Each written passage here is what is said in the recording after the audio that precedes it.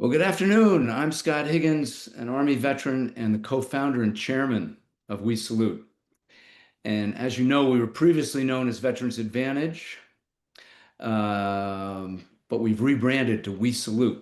We've got the same message to honor those who serve and their family members, but we also have a new uniform, as we like to say, honoring heroes in our society like first responders, nurses, teachers, medical professionals, government workers, among others.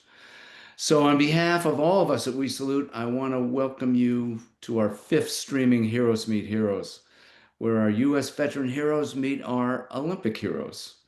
And thank you all for joining us. November is National Veterans and Military Families Month, and with Veterans Day just 5 days away, we want to give a big shout out to all the veterans, their family members, and their caregivers who are watching today. Thank you for your service to the country and for preserving the freedoms that we enjoy. We also want to give a shout out to the Marines in the audience because on November 10th, we're celebrating the 250th birthday of the United States Marine Corps. So today is a very special day and a time for commemoration and celebration. Heroes Meet Heroes was created 14 years ago by Lynn Higgins, our CEO at We Salute, who doubles as my beautiful and brilliant spouse. So thank you very much, Lynn. I also want to just take a moment to thank the talented and dedicated members of the We Salute team who worked so hard on this live streaming event. A big thank you to Roy Asfar, Rebecca Martin, Corey Robeson, Angela McFarland, especially Marissa Osler, Shanice Innes, Latia Burt, and Jeremy Woolsey for their help in organizing this event. So today we're honoring both our veteran heroes and our Olympic heroes. And this event is the opportunity for them to exchange and share their perspectives on challenges and rewards of making the commitment to service to our country, whether as an Olympian or as part of our military forces. Olympians and veterans share a lot in common, great determination and success, as well as service to our country. In a moment, I'm going to introduce our panelists. And then following these introductions, we're going to open the floor for Q&A questions. So everyone attending today is muted, so we can't hear you. But if you press the icon at the bottom of your screen to submit your questions, I'll present them to our panelists. You can begin asking questions at any point, even now. After the Q&A, we're going to have some great giveaways. The first 25 attending this event will receive a free year of We Salute, added to your membership, a $120 value, I may add, sponsored by Avis Budget, and another 60 people will receive 2 free tickets to an IMAX movie of your choice. And there are several other giveaways, including a free rental week, a car from Avis, 20,000 Advantage miles from American, etc. So stay tuned.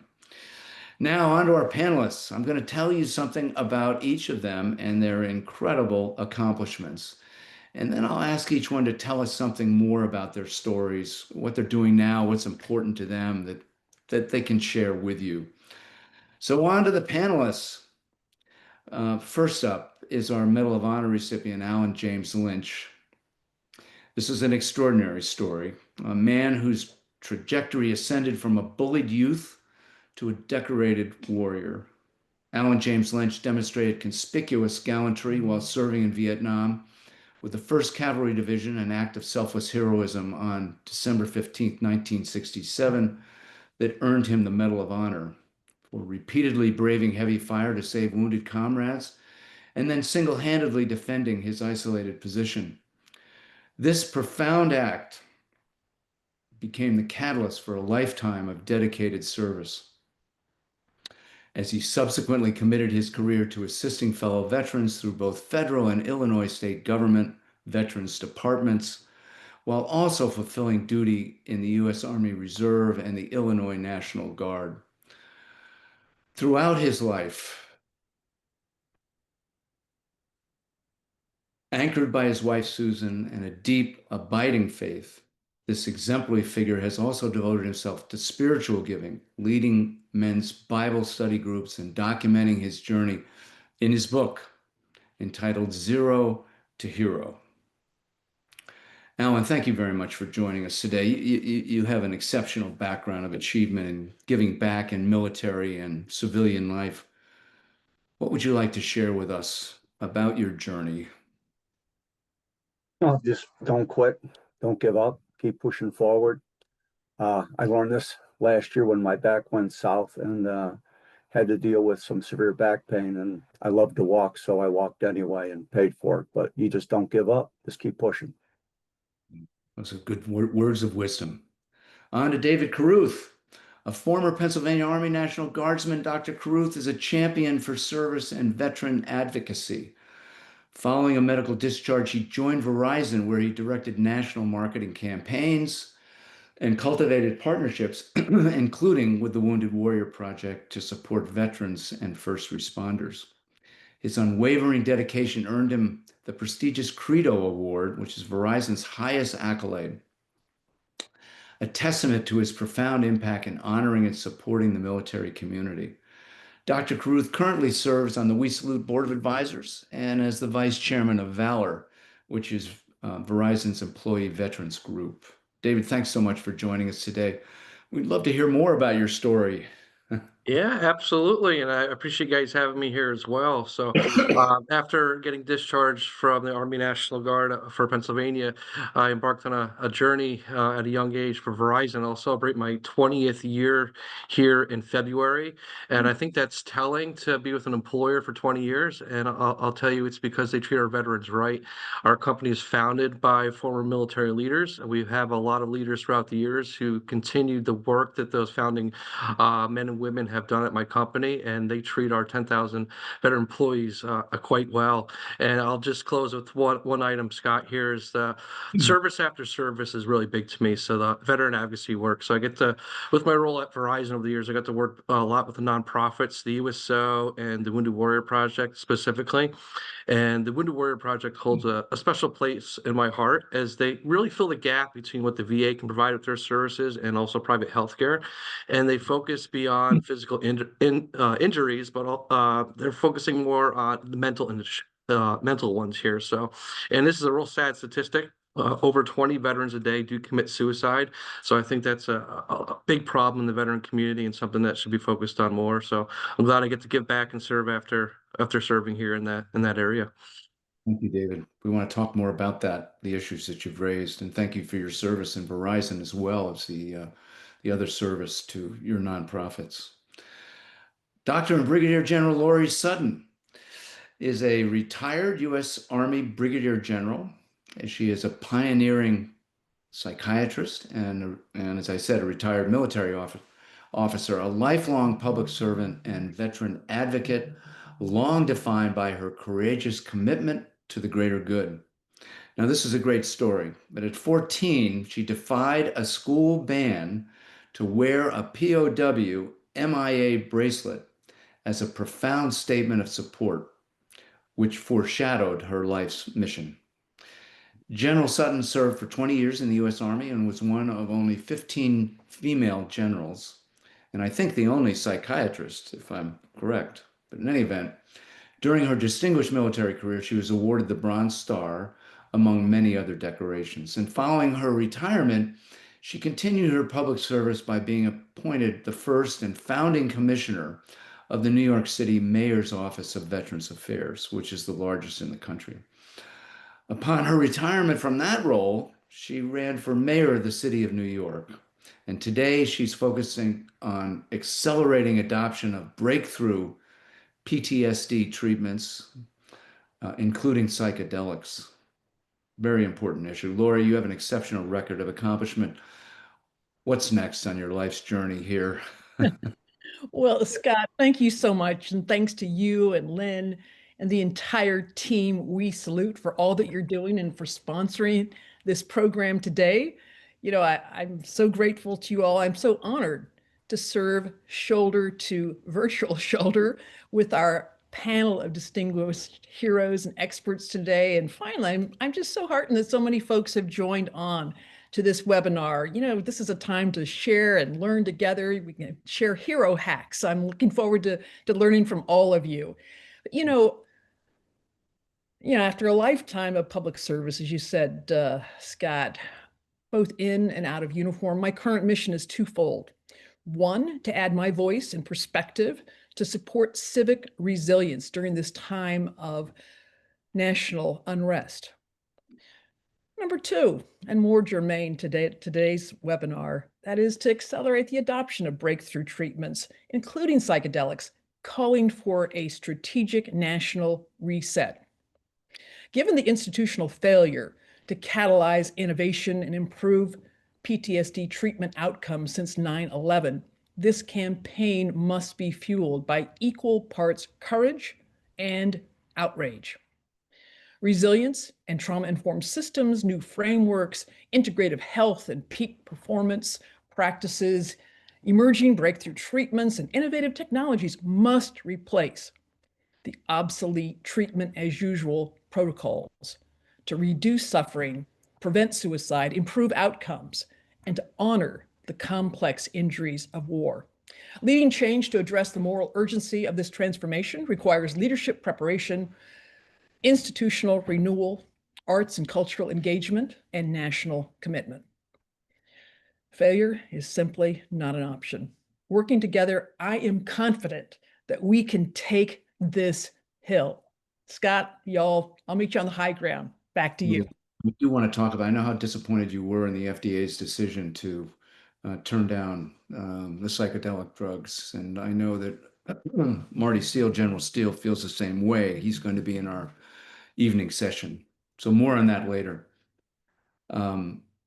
Priscilla Loomis from Track and Field 2016 is a formidable figure who seamlessly integrates elite athletics with impactful leadership. The three-time Hall of Fame inductee and national record holder is also an entrepreneur, a nonprofit founder, and the vibrant host of Priscilla in the Morning. That's on 106.3 Coast Country. She's known for her collaborations with powerhouse brands like Airbnb and Puma. Priscilla delivers compelling presentations that galvanize action, all while living her personal mantra, and I love this: live a life of excellence, impact, and insane confidence. This is Priscilla's third time as a panelist on Heroes Meet Heroes. So welcome back, Priscilla. It's great to see you. What would you like to share with us? Hi, Scott. Thank you so much for having me again. And thank you for the other panelists for being here. It's absolutely humbling to be invited back, of course, as always. But yes, so that was a little bit about me. And I really try to be an example of God's love. That's always been a big mission of mine. I think it's really important for people to be able to see somebody who's just working at it and never giving up, as Alan said, and, going after everything that they want. And so now I'm in this transitional phase of speaking to the younger generation to make sure that they are being held accountable for their actions and what they're putting out into the world. I think that's really important. But just trying to be a hardworking, diligent person after athletics. And I just launched another show with the network called Respect the Audacity, where I get to highlight women in sports, because I think that's really important as well, and getting to share people's stories. So again, just trying to be, a light. And as you know, I have insane confidence, as everybody kind of knows now. So I'm very, very grateful to be here. Great to see that. Thank you. You're an inspiration. Miles Amin is an Olympian and five-time NCAA All-American wrestler. University of Michigan 2022. He captured a bronze medal at the 2020 Tokyo Olympics in the men's freestyle. He's driven by a high-level mindset from his wrestling career, and he's recently founded the media company Earning Earth to make entrepreneurship accessible by sharing cinematic, real-world stories of small business owners channeling his curiosity and work ethic into building something meaningful beyond the mat, meaning the wrestling mat. So I met Miles at an event for the Medal of Honor at the New York Stock Exchange. Roy Asfar and I were there, and Lynn was there, and we were immediately impressed with him. I mean, how many people do you know who are five-time NCAA wrestlers? I was one time, which I'm very proud of. But anyway, you're off to other things now, Miles. Tell us more about Earning Earth. Yeah, so I think to piggyback off of Priscilla, I think a lot of athletes' dreams are a lot of athletes' dreams is to be more than an athlete. I think once you're done, and so that was kind of I went to business school and I had a knack for entrepreneurship and business, but had to put that on hold to pursue my Olympic dreams. So when I got done with school, a lot of my friends they were starting their own businesses and a lot of them were working in the corporate world and so I kind of was a little bit lost what direction to go. And so I really did start out of my own curiosity of like exploring all the different facets that you could pursue as an entrepreneur. And so it started in my local community and just kind of expanded outward. So really it's kind of real world interviews with people that are doing the thing, that started a business and have grown and sustained a successful business and it's just teaching lessons through media and through storytelling. So it's kind of a quick elevator pitch for what I'm doing, but it's grateful to be here. Like everyone else said, I think that it's kind of cool to be amongst a It's pretty great. big group. Yeah, well, we're glad to have you here too. I went to the website. You're doing some great things there and communicating and publicizing what others are doing in this entrepreneurship area for young people. That's very good. Okay, now I'd like to move on to the Q&A session. As a reminder, if you press the icon at the bottom of your screen, you can submit a question. We'll see them and then we'll present them to our panelists. Just make sure that before you submit your question, that if your question is specifically addressed to one of them, then you should include their name in the question. So let's see. Here's one from Chris and Karen Blair. Thank you for your service. Do you feel honored by people who learn you are a veteran or an Olympian? Alan, do you want to respond to that? And others can also join in. Well, yeah, it's always nice to have someone come up and they see a veteran shirt. I don't wear the blue ribbon all the time, but if you're out and I have on something veteran, someone comes up and says, thank you for your service. That's always kind of nice to hear. Good. Anyone else want to add to that? I'll echo that. It is wonderful to hear that. Thank you for your service, and especially to maybe a veteran that's suffering, that it could change their whole day. So if you get the opportunity to, definitely do that. Good. At WeSalute, we're very aware of that. It is always nice to say thank you for your service, but what we've been pioneering in is creating a real thank you that is substantial. Here's one from Tony. Good morning, and thank you for your service and commitment to excellence. To the Olympian heroes, did you ever come close to quitting, and what pulled you back? Priscilla. I had a feeling you were coming to me, Scott, 100%. Yes, I don't know an Olympian that didn't think about quitting along the journey, right? Because it does get every Olympic athlete has a very, very different journey from different countries, different backgrounds or situations. And so for me, I was always the underdog. Everybody always counted me out, and I had to fight. And so what I realized was why did I want to quit in those moments? Was it because it was tough? It wasn't ever after like a hard workout or me losing.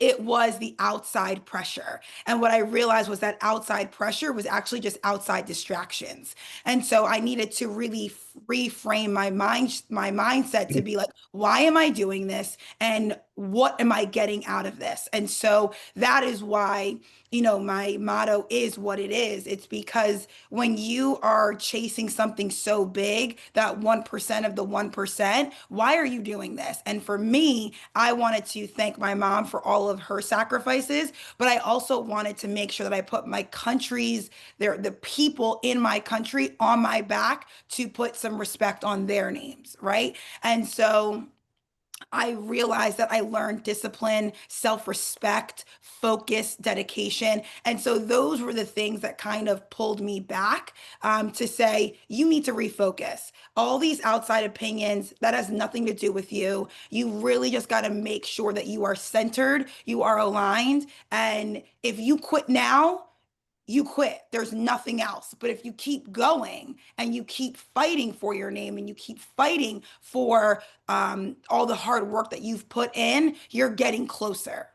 And if you quit, it ends right there. And so I was never ever going to quit on myself, on my country, and for those who believed in me. And so I think it's being very open and honest. Yeah, I mean every time entrepreneurs, I'm sure Miles in this journey was like, "Oh my gosh, what am I doing? Like why is this happening? How many no's can I get? How many rejection letters can I get? How many like at a certain point, yes, but you have to keep fighting. We are warriors out here. And that's why I think being an Olympian is so incredible, is because you do fight for your name, your country, and for yourself, and what you stand for. Wonderful. Miles, anything to add to that? That's hard to follow up. I feel like Priscilla hit on just about everything. I mean, yeah, I think that for me there was times even in my high school career where I wanted to quit and not wrestle at the college level. So it's definitely something where you face extreme pressure, and one of the first thing that's going to come up in your mind is to kind of shy away and run the other way. But I think wrestling is a really unique sport where I think track and field is the same, right? Where it's really a lot of it's just you out there. You don't really have a team to kind of corral around you and have your back. So, a lot of your mistakes and weaknesses are exposed when you're out there on the mat. And so, it can be disheartening at points in your career. You definitely hit a lot of low points, and I learned that the best thing to do is to face it head on, that you're the only one accountable for if things aren't going the way that you want them to go. And so in that face of adversity, I think that the biggest thing to do is to hold yourself accountable and go back to the drawing board and say, like, what can I control to make things better? And that always helped me when I felt like I was down on myself, and not necessarily thinking about quitting, but just, you're going through a rough patch. And the Olympics, I mean, you're competing, it's a game of inches, right? And even like milliseconds for wrestling, and I've been on the both sides of the coin of where I've won a medal in the last few seconds and I've lost it in the last few seconds. I competed in 2 Olympics. So, um, what I realize is that you cannot quit even down to the last millisecond, and so I'm sure that that's something that, even I remember Alan, right when he said in the very beginning of, like, don't quit, like that resonated with me right away, because, my whole career has been that, like, you just, if you give 10% more, you go 10% further, like that might be the difference between a medal and not winning a medal, or that might be, you know, success and failure. It's really that small. Very good point. Mental health and spiritual health are critical but often neglected. What personal practices or resources do you rely on to proactively maintain your mental and emotional well-being?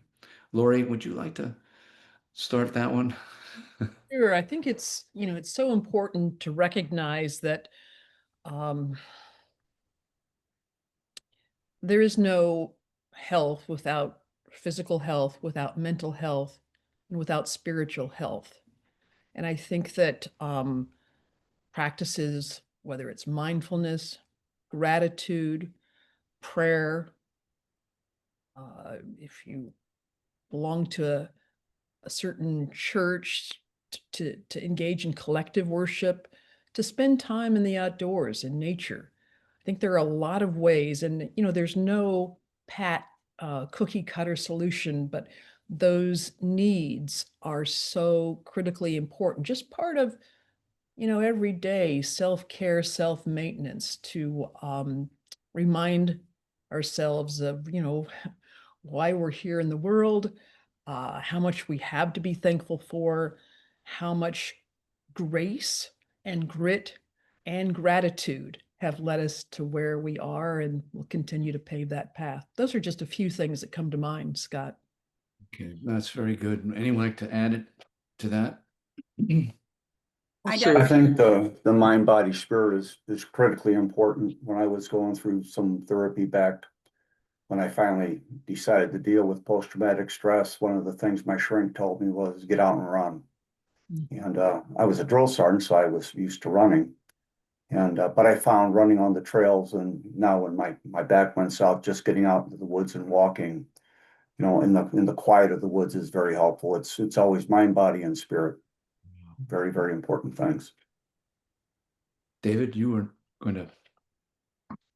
Yeah, I was trying to find the unmute button because I found it earlier. There it is. So I'd like to say the brain, it really controls everything, and it's a muscle, and you need to work it. And I learned over the years talking with other veterans as well here, and you probably heard this: laughter is the best medicine. So being around others, being social, and then one thing I recently started this year, and I thought it was hocus pocus over the years, is meditating. And I think that aligns a little bit with what Alan said: being out in the woods, being out in the environments and the elements, and just having that quiet and calming down. Your mind can has so many health benefits. It controls physical pains that you're having as well. So just having that exploring meditation. I know might sound a little weird for some. It was for me, but I've found benefits of it myself here over the past few months. Good. And even as athletes, I think it's really important because a lot of times I never believed it in college. I don't know, Miles, if you did, but like they were always like, go see your sports psychologist. And I was like, for what?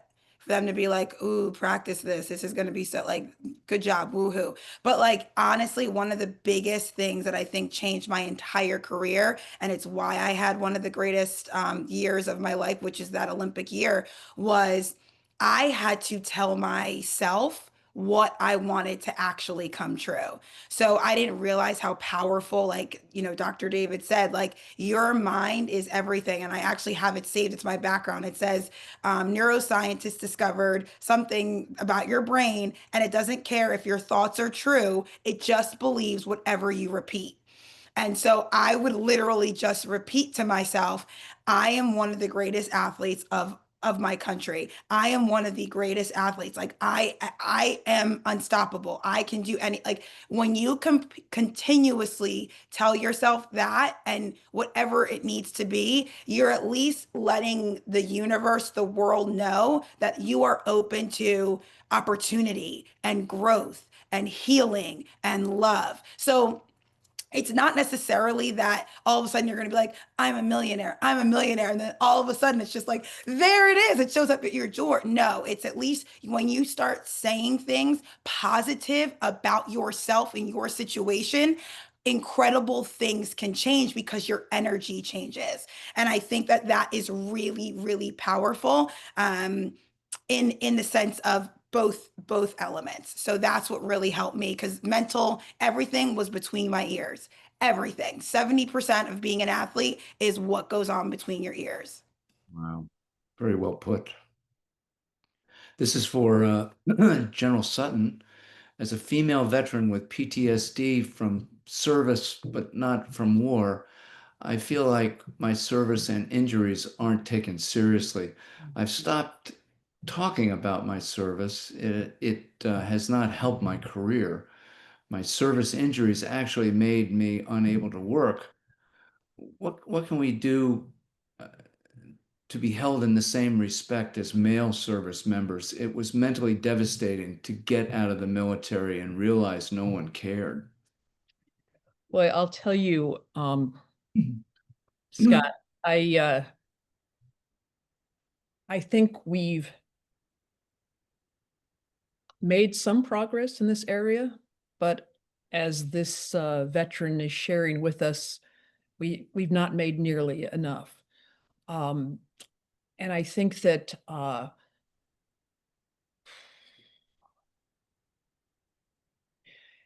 it's important. It's particularly difficult right now, and frankly, the history, the achievements, the paths for women in the military and other minorities are becoming more devalued, more constricted. And I won't get into the politics of all of that, but it's very, very concerning. So the issues that that you bring up through your story, I think it's important to, first of all, go to a vet center, get linked up in the system, but know that if a vet center is not near you, you may be close to project, for example, the Headstrong Project, the Cohen clinics, and even support groups that could be helpful. You're not alone. If you try and take this on all on your own shoulders, you're not going to get there. For me, I suffered from significant PTSD leaving the military.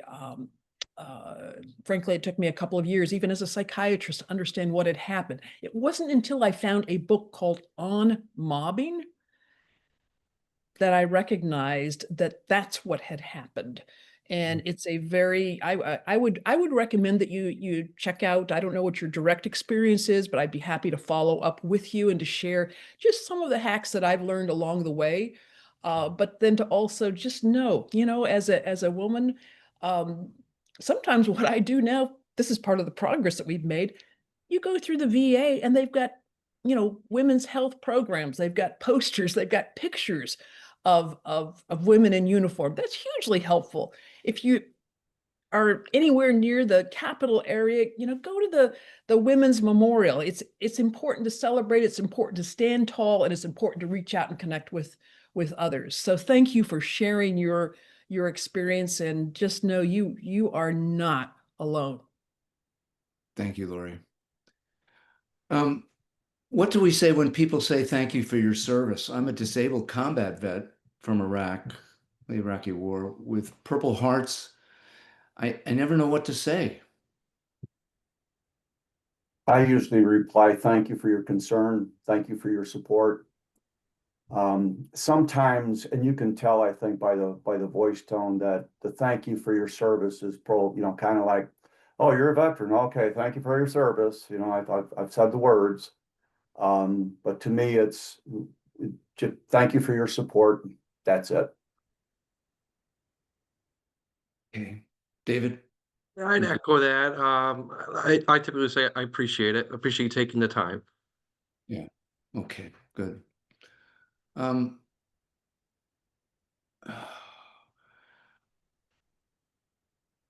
Do any of you feel that the current political environment with the use of the National Guard in our cities without requests from local authorities may impact the military veterans' support within the community at large? Well, that's a hot one. Who would like to handle that one?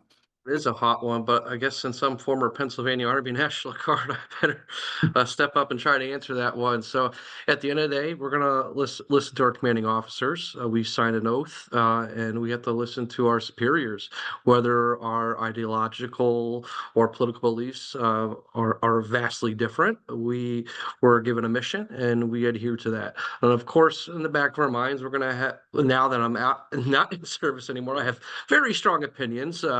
But when you're in the service, you learn to keep those to yourself, because this is what you signed up for. This is what you're trained for. Anything to add to that, Alan, or no? Okay. I would just No, I think I'll leave that one alone. Okay. I would just add that, yes, we signed up for service, but we are not obligated to follow illegal orders. And right now, a lot of the court decisions are still pending. I talked to countless veterans who are serving here as National Guardsmen and who are experiencing some of the community reactions you talked about, Scott. It's a very, very concerning situation. And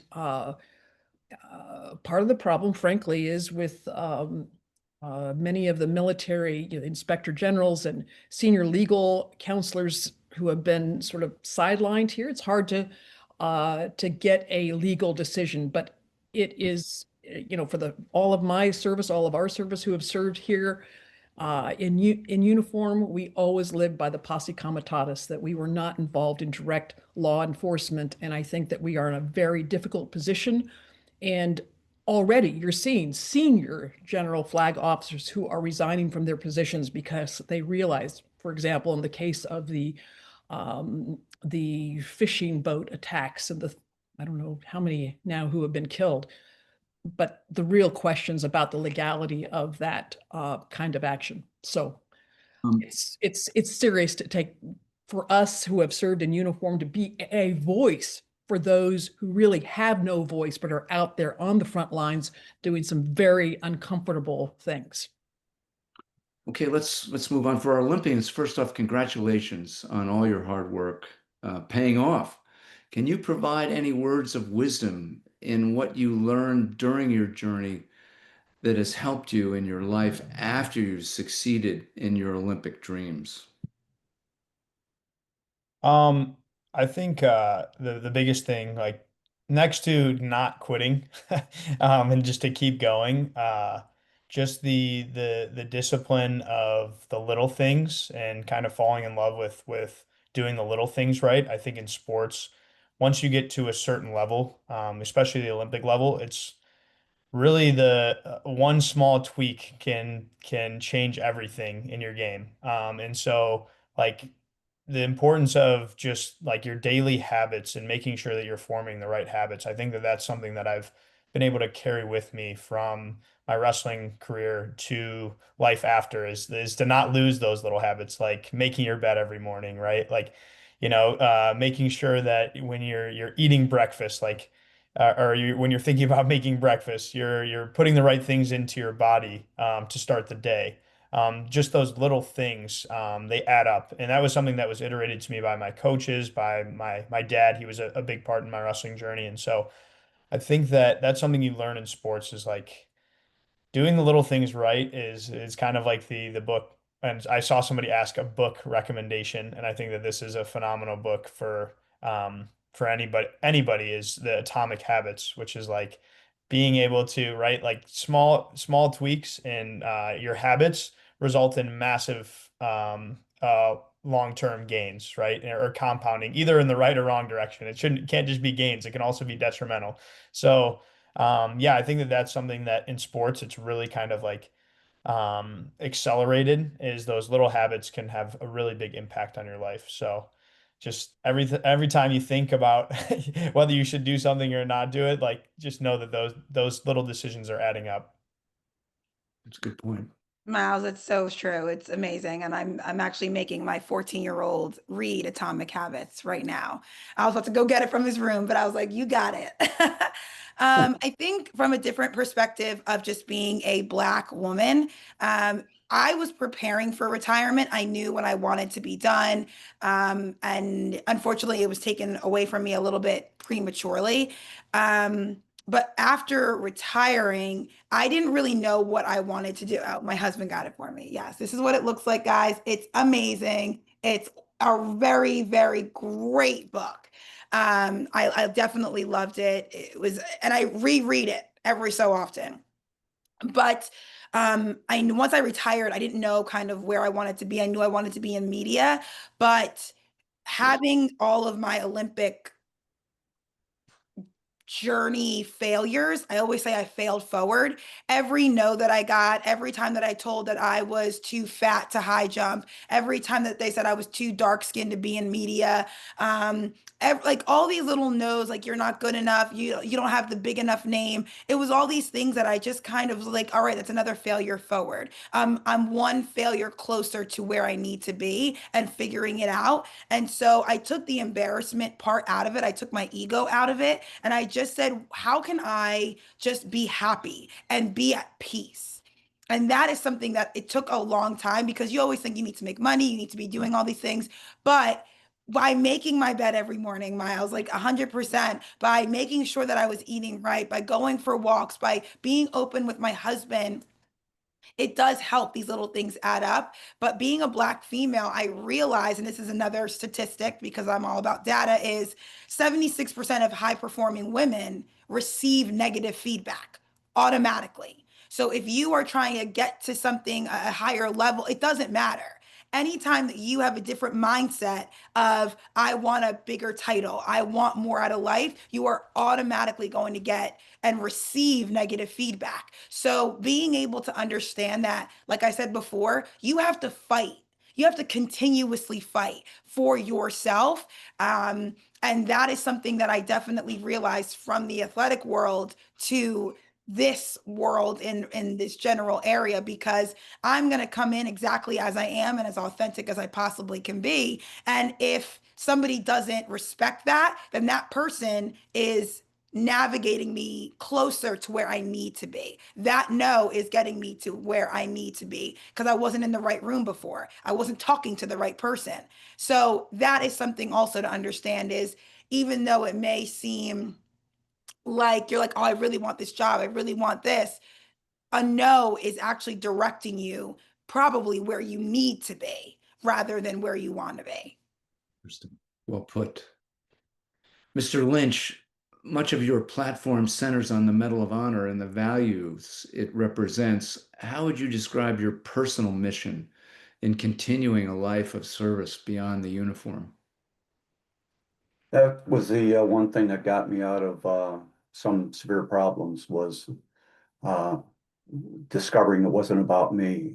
I think a lot of the problems we have with post-traumatic stress, at least from my experience, was it was all about me. I owned it. It was my PTSD. You know, I can't do this because my PTSD and my PTSD. And then it was by accident that I found out that when I took me out of the picture and made it about others, that I got better. My dad was diagnosed with cancer, and I spent a lot of time during his last year going out and taking care of my mom and being with him. And when I was focused on them, my PTSD went away. And when my dad passed away, it came back. And then when my mom had a stroke and I was going out to take care of her and to visit her, it went away. And I was out in the woods one day on a walk and kind of an angry, screaming at trees walk. And I got to a point where I was deep in the woods. Yeah. And it just kind of hit me. I was feeling a lot better when I wasn't focused on me. And so over the course of, took me about 5 years to get from being a selfish SOB into taking after, looking towards others, that, I still deal with it, but now it's a lot less. And my shrink gave me a lot of tools. I told her no drugs. I'm not going on any medication. I don't believe in that crap. But I worked my butt off, doing everything she said, and it worked.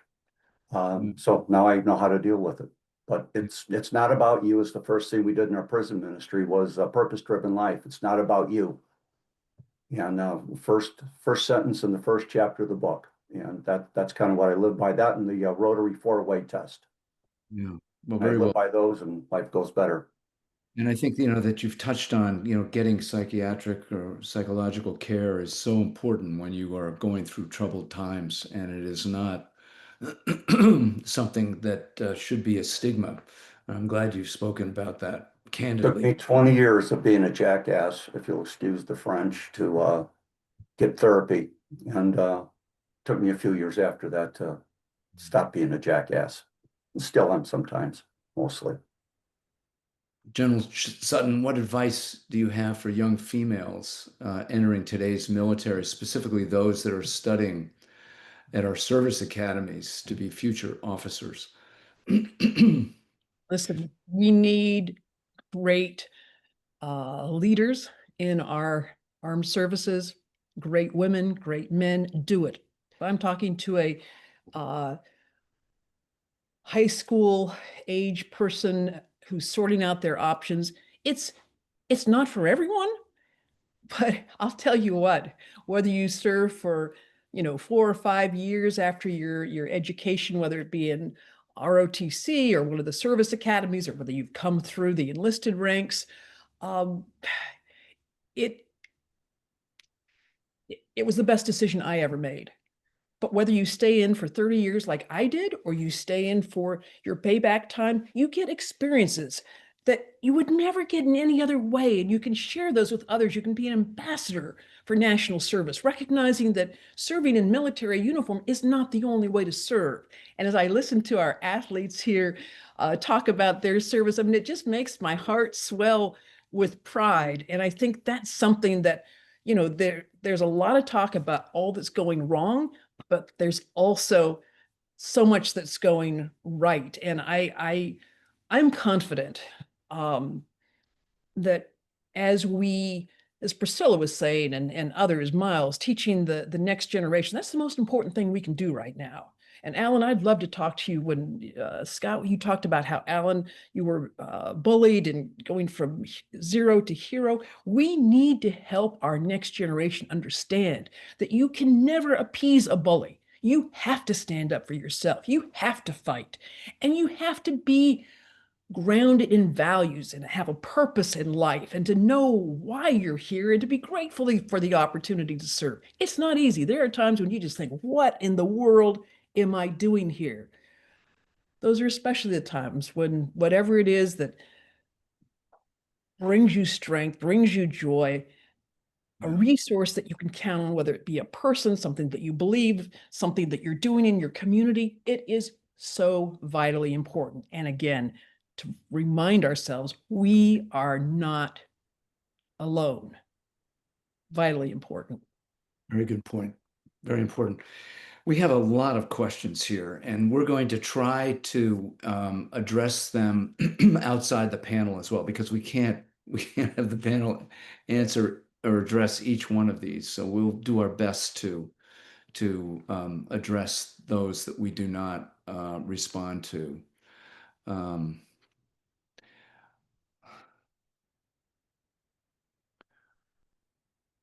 And so I'm going through the questions now to see.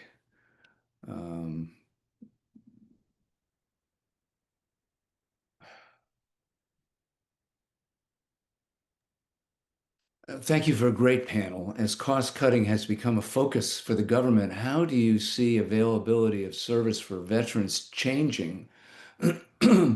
Or is it becoming more the responsibility of the service person to find their own path? Does that make sense, David? Yeah, I'm thinking about that one there. And then I'll bring back the Wounded Warrior Project. And there's many more besides them too. So I'll just speak holistically to the VSOs. So yeah, of course we have the VA, and whether there'll be increases or decreases in funding, that's outside of our control. Within our control is going to these outside resources. There's so many of them, and there's a lot of people that donate to them, not just individuals like myself, or folks on the panels here, I'm sure, but also corporations. So my company, for example, donates millions over the years to these different VSOs, and there's a lot of other Fortune 500s that do as well. I know a lot of small businesses that do. So there's always going to be funding pumped in, just coming from a different source of tax dollars, coming from individuals and companies doing it, and they're going to these outside organizations. So I'd encourage you, if you're not getting your services met through the VA, to definitely explore the many VSOs that are out there. Thank you. For Priscilla, in your Olympic training, what was the best heavy lift or exercise that gave you the best result? And what's your current favorite lift or exercise? So I will say I loved the gym. Like weightlifting was like Olympic lifts were my absolute favorite. And so obviously since retirement, I don't do as much Olympic lifts anymore. But I will say the power cleaning to me is real. It just gets everything that you need, and it's really technical, and it was able for, because I obviously did like a fast twitch type of event, so it was all about speed, technique, and the quality of it. Another one I will say is probably squats. Obviously I'm a big lower body kind of athlete, and so I will say squats, but doing it technically correct. My coach was a stickler about technique, and when you're doing a squat, making sure your knees are not over your toes, you're pushing your butt back, big chest. So all like the Olympic lifts were really helping with triple extension, and keeping that form and keeping your core engaged. So that's what I would say. Miles is a whole nother level. Auntie, a whole nother level. So Yeah, what was your training like, Miles? Yeah, I was also I actually just was at the gym right before this session, so I still love it. I can't get away from it. I'm all over the place. Like to say I had a favorite one, I've tried all different styles of training, like HIIT training, which has become really popular. Olympic style lifting. When I was my first Olympics, I was doing a lot of that. Um, so yeah, I mean, I love the power clean. I'm actually like I think for wrestlers too, because like it's you're basically like taking weight and you're picking it all the way up to your like it's a perfect simulation for a wrestling match, right? You have to like pick somebody up and run through them. Like that's what a power clean is, right? It's getting your hips through and everything. So yeah, I think that for me, I'll just keep it simple and say power clean because I think this could become a whole personal training session if this is something I'm really passionate about. So Right. Um, Panelists have all had to advocate for themselves at some point. What advice can you give to veterans who struggle to advocate for their needs or their legitimate pain or concerns?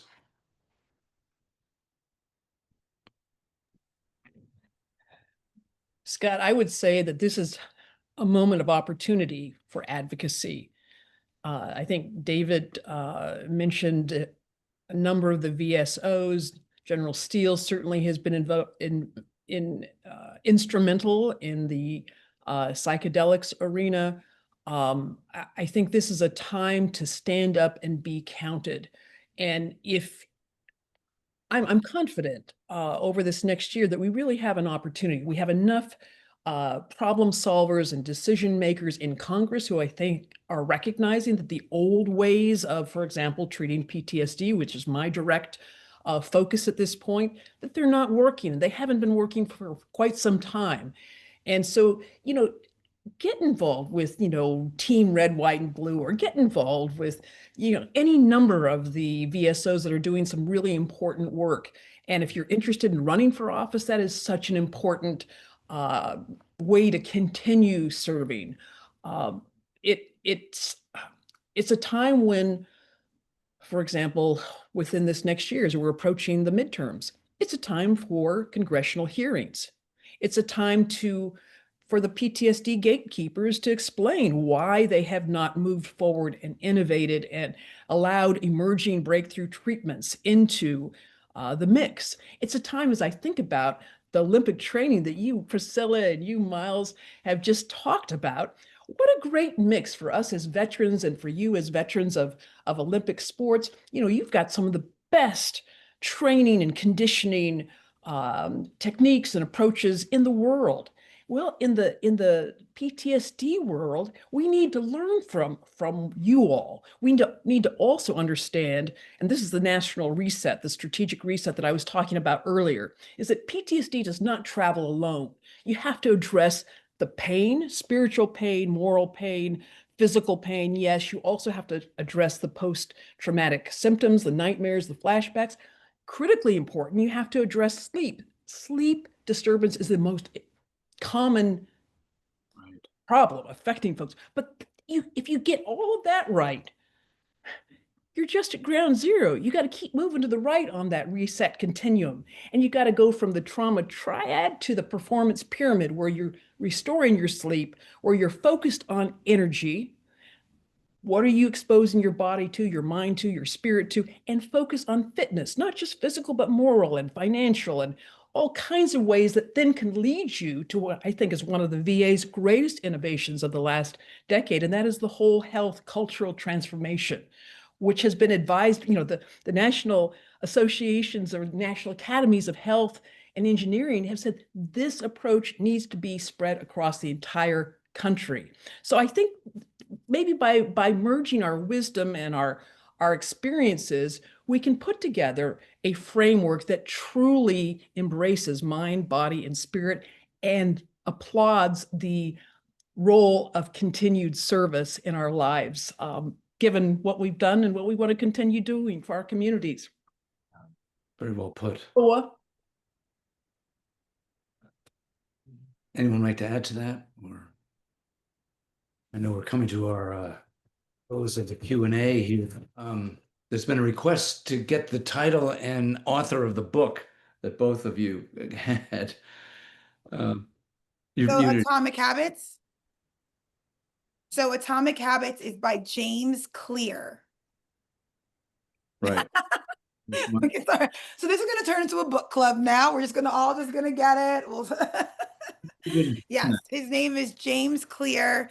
And I mean, we could talk about it forever, just like Miles said, but it is definitely, it's a good read, and you can always go back to it and look at it, but it opens your mind to a lot of different things that you may not know. So I would definitely take a look at it. Yeah, 100%. Thank you, Priscilla. Thank you, Miles. And on that note, we'd like to move on and want to give some special thanks to our lead sponsor, Avis Budget, and the talented team there.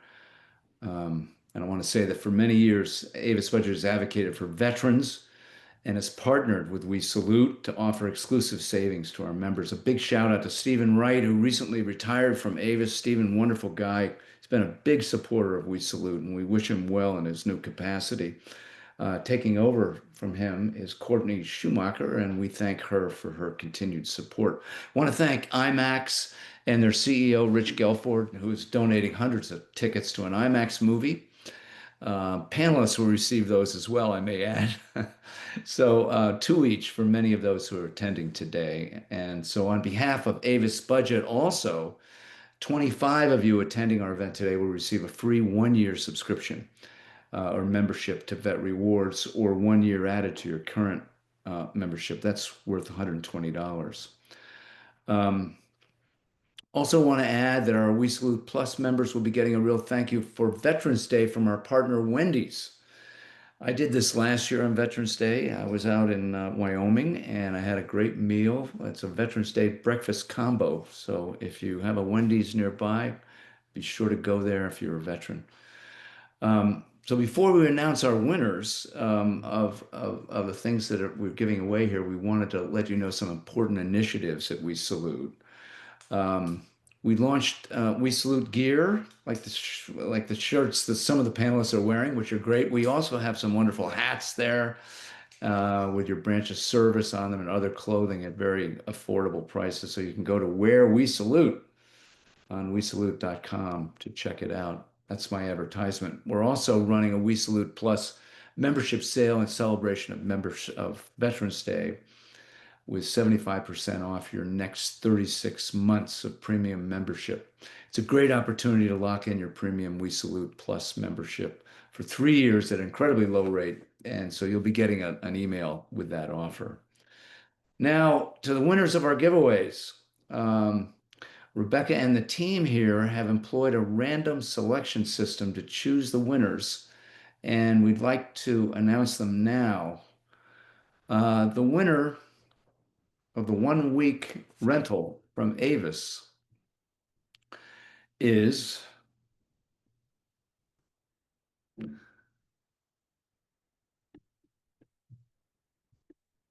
okay, drum roll. I haven't heard from Rebecca. Kyle Thomas. Oh, Roy. What's his name? Kyle. Thomas. Kyle Thomas. Kyle, if you're there, you want to say a few words? What branch of service are you?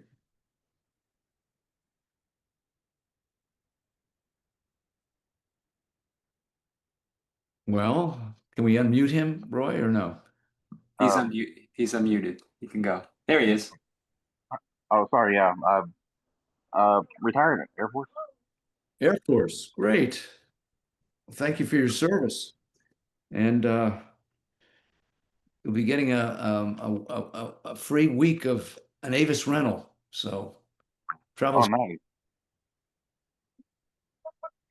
Thank you. Thank you. Great. We have a couple of Logitech gaming mouses to give. If you're a gamer, you know what that is. I'm not, so, but they're very highly prized. The winner there is